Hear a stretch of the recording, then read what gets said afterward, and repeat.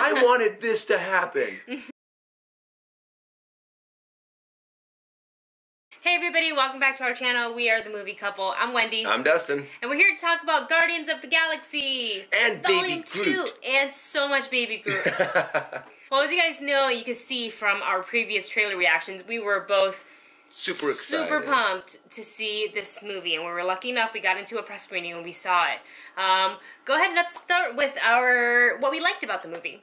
Well, first of all, this does really fall into right in line with the second one, with the first one. Yes. It's the same kind of humor, it's the same kind of comedy, it's the same kind of relationships, and they play it off very well. The camaraderie between the two of them is fun, and it is a really funny movie. Yeah, I have to agree. There were some new additions to this movie. We got to see Mantis. Aisha, I think she's part of the Sovereign, is that how you say it?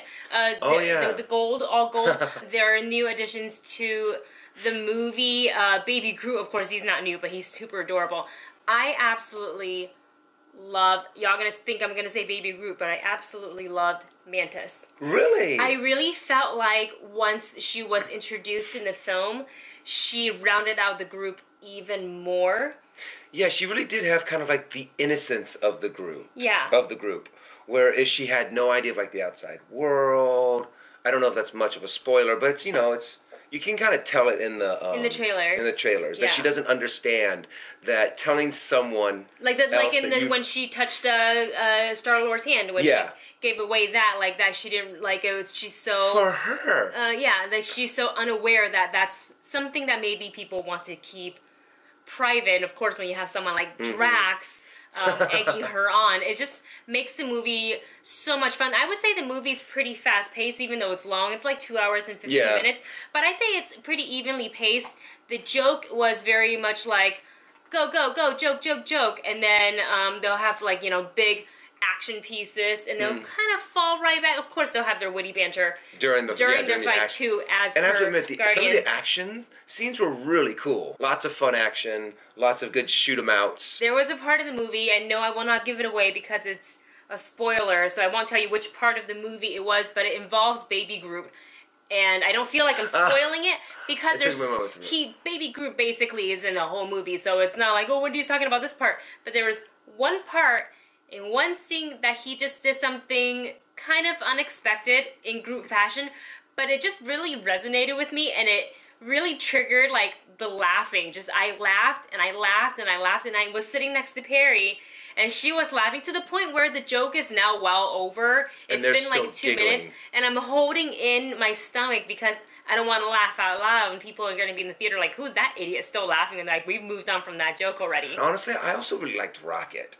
Oh, Rocket! Wow, Rocket's great. Mouth is really fun. As much as, you know, he's basically all the characters. What I like is like they kept what their witty banter and their chemistry between the group. They didn't try to change that, and I think that's what's good about keeping the same director on for the first one, the second one, now the third one, is that the team and the chemistry can move forward as a whole, and they're used to already used to working with James Gunn. So it's really just gonna like really, I think, fall in line very quickly for that third movie. We also got to talk about Ego the Living Planet, played by Kurt Russell. Oh my gosh, he just went in there and he just played Kurt Russell. But in a good way. But in a good way. Where you knew he was just having fun this entire time with this character. Yeah. And just played that cool kind of, I'm Kurt Russell. I'm awesome. And you can totally tell that's Chris Pratt's, like not Chris Pratt's dad, but Star-Lord's dad. Like, you can kind of see where a lot of that personality came from. And I thought he was a good addition to the movie. So now there were a few things, though, that kind of didn't go so well in the movie and that I want to bring up and address. One of my problems that I had with the movie was that even though they did a lot of the good things that they did in the previous movie, there was nothing new in this movie. When it comes to the characters, when it comes to their banter, it seems like it's almost like they didn't grow at all as a group. And it was kind of just the same thing. You know, Drax has a problem with metaphors. Gamora is that hard ass that doesn't let any emotions in, kind of thing. And you know, of course, Groot's adorable. He's just cute. And Rocket has a mouth. Right. There was really no start to change any of that or kind of make the characters grow at all. Yeah, as in, like, it's not a totally, like, negative thing, but it didn't continue a climb where the first one, it was so interesting seeing the group come together. This one, the group is already together, but you would think at this time they would have accepted the fact that they are the Guardians of the Galaxy, and they would work not better. I don't think I'm trying to convey this right. Yeah, no. I kind of understand with that. They would start working more as a professional team kind of thing, and being able to mold together instead of Constantly during a fighting. fight still arguing with each other and almost losing because of them arguing. And we're talking about fighting. So in the first movie, there were a lot of fighting. We saw one-on-one Gamora versus Star-Lord. We saw Rocket and Big Groot take on people. We saw Drax. This time we saw some of it, but not a lot. It was more of a talking movie with big fancy, like, space flying and bits and pieces of battle with blinky lights. But there wasn't good, like, stunt action pieces, and that's what I felt was really missing. Like, we know they can all kick ass. We know that. That's why they're the Guardians of the Galaxy. But, I mean, Drax had one, not Drax, I feel like Rocket maybe had the most kick-ass scene. But that was kind of it. So, like, I kind of felt almost unsatisfied with the action. You know, where it was, I felt like this movie was more joke-heavy versus action heavy, where I wanted to be an even balance, and I think it was kind of more like tilted towards just jokes. Yeah, and it kind of, after a while, the action scenes would kind of wear off on you, and all it was banter back and forth. Let's talk about Nebula for a second. Now, I can't remember exactly what I said, actually, in the first one. I know I liked her, but she also wasn't in it as much. I love her look, and I like the actress. It's Karen Gillian. But in this one, she was in it a bit more than the first. And she was more of a supporting character in this.